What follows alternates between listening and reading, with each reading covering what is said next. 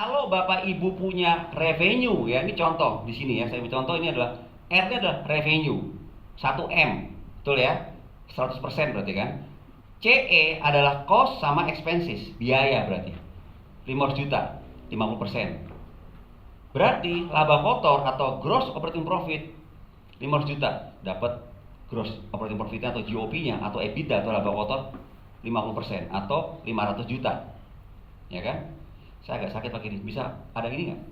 Boleh nggak? Pakai ini, Mas. Main agak ini. Agak sakit pakai ini. Ya. Oke. Tes.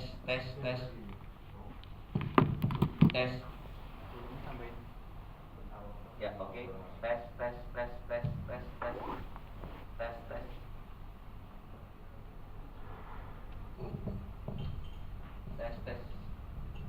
Tes. Nah, ini.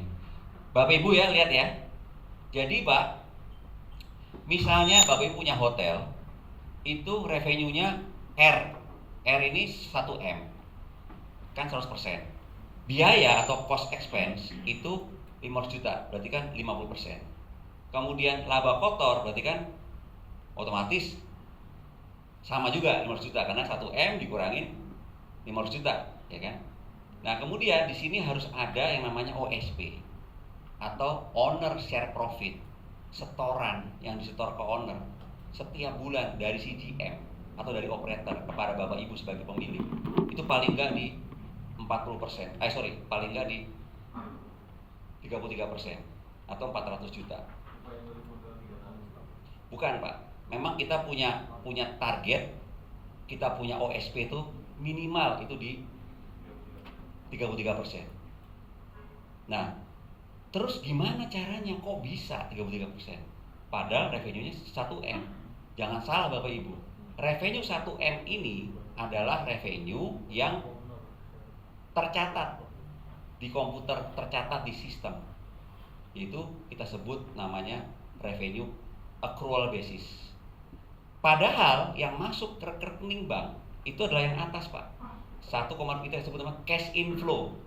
Ini adalah cash inflow, cash in yang masuk, uang yang masuk ke rekening bank, rekening owner itu bukan 1M tapi 1,2. Dari mana yang 200 juta? Dari tax service, dari down payment, dari piutang yang dibayar.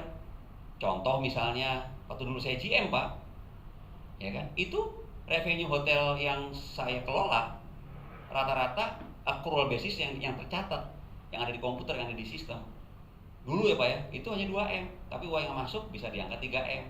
Dari mana yang se-M? Dari down payment yang masuk.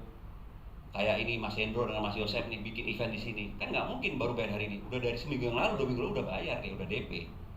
Tapi kan belum diakui, belum diposting sebagai revenue, tapi sudah masuk sebagai cash in. Begitu juga dengan piutang yang dibayar, karena pemerintah biasanya itu nggak langsung bayar, Pak.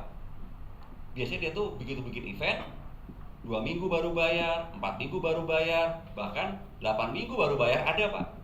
Nah, itu ditagih masuk. Ditambah tadi itu yang tax service 21%. Udah 2 juta sendiri tuh.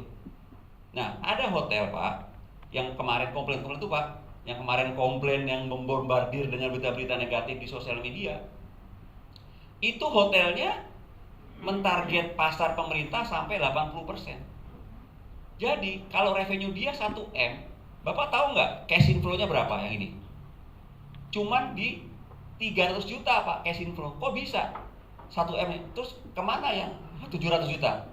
Masih diutang, belum dibayar karena pemerintah kan ngutang, nggak langsung bayar nih. 4 minggu baru bayar, 6 minggu baru bayar, bahkan 8 minggu bahkan lebih baru bayar. Memang kayak begitu dari dulu, Pak, pasar pemerintah. Nah, mereka kebiasaan mentarget pasar pemerintah sejak puluhan tahun. Kenapa? Karena pasar pemerintah paling gampang, Pak. Nggak rewel, nggak suka komplain, nggak banyak nuntut, nggak banyak maunya. Nggak perlu strategi marketing, Pak. Nggak perlu, yang diperlukan cuman, nah itu aja, Pak. Tahu ya saya maksudnya? Pasar pemerintah tuh nggak perlu strategi marketing, nggak perlu mikir. Marketingnya hotel tinggal paling gampang, Pak. Paling sulit kalau nge-grab pasar corporate. Itu sulit. Itu perlu mikir, perlu taktik, perlu strategi. Kalau pemerintah hanya perlu ini aja Pak. Nah ini tadi.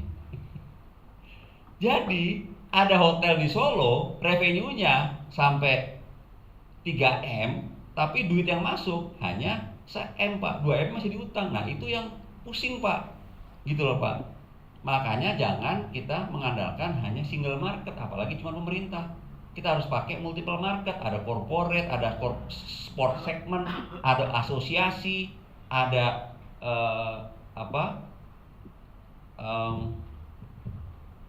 asosiasi, sport segment, corporate, ada BUMN, ada family, ada OTA, banyak yang lainnya. Jadi gitu.